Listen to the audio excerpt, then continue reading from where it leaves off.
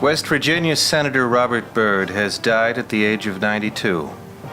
Byrd, who was the longest-serving member of Congress, was first elected to the House of Representatives in 1952. He was appointed to the Senate 6 years later. The longest-serving senator in U.S. history has died. Senator Robert Byrd of West Virginia was in and out of the hospital during his final years of serving in Congress. During his long career as President pro tempore, he was third in line to the presidency and served as the high-ranking chairman of the Senate Appropriations Committee. Growing up in the poverty of the West Virginia coalfields, Byrd committed his life to building a brighter future for the Mountain State. He met his wife, Irma Ora James, in high school. The couple married shortly after graduation. While supporting his new family, Byrd could not afford college. After 10 years of classes taken while also serving as a member of Congress, Byrd earned his law degree from American University in 1963. In 1985, Byrd launched the first federal merit-based scholarship. Since its inception, tens of thousands of students across the country have helped pay their tuition bills through this initiative. In the halls of Congress, Robert Byrd was best known for his fierce defense of the Constitution. The Almanac of American Politics has said that Byrd may come closer to the kind of senator the Founding Fathers had in mind than any other. Byrd's record is marked with controversy, though. In the 1940s, Byrd was an active member of the Ku Klux Klan. Many of his early political views strongly opposed civil rights. Byrd personally filibustered a civil rights bill for 14 hours. However, later in his life, Byrd went on record as saying he was wrong about his racist views. In his autobiography, he wrote, "I was sorely afflicted with tunnel vision," and admits having an immature outlook on life. Throughout his career, Byrd cast nearly 18,000 roll call votes. His staff remembers him as a statesman, patriot, and defender of the Constitution, and a proud son of West Virginia.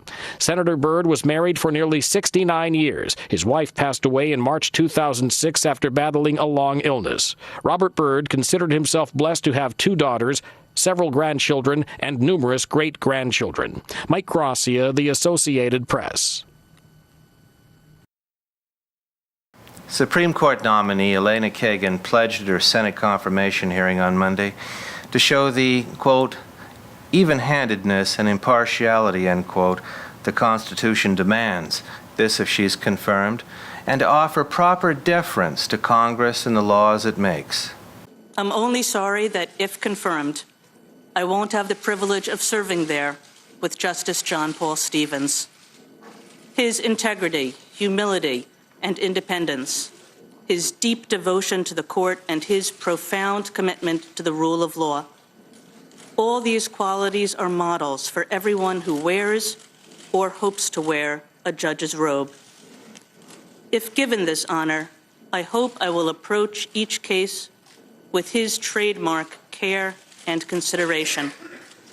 That means listening to each party with a mind as open as his to learning and persuasion, and striving as conscientiously as he has to render impartial justice. Mr. Chairman, the law school I had the good fortune to lead has a kind of motto spoken each year at graduation.